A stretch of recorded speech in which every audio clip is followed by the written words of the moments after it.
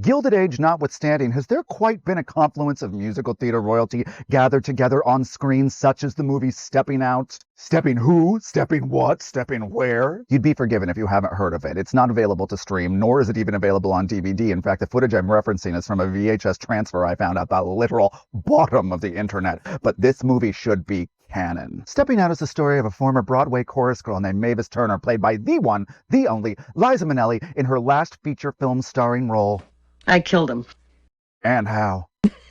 Who literally shuffles off to Buffalo, New York, to teach a group of ragtag amateur tappers and shepherd them all the way through to a high-stakes recital. Perfect premise. Perfect premise. Every film should be this. And look at this cast. As ingenuitive Nurse Lynn, it's a young Jane Krakowski. How is this footage not used in Jenna's fake obituary on 30 Rock? I mean, as Foxy dress shop owner Maxine, it's Audrey herself, Ellen, somewhere that's green. As the mild-mannered lone male student Jeffrey, it's Tony Award-winning clown Bill Irwin. As large and in charge Rose, it's the lone holdover from the original stage production of Stepping Out and a former Mama Morton, Carol Woods. As Teapot in the streets and Crumpets in the sheets Vera, it's British acting treasure Julie Walters, who actually earned a BAFTA nomination for this movie. As cantankerous elderly rehearsal pianist Mrs. Fraser, it's two-time Academy Award winner Marilyn Monroe's former roommate and Laura Dern's godmother Shelley Winters. And my favorite part is that it was shot in Toronto, so to fulfill funding requirements, they needed to cast several Canadian principals, and look at this trio. As hyper-allergic oddball librarian Dorothy, it is SCTV icon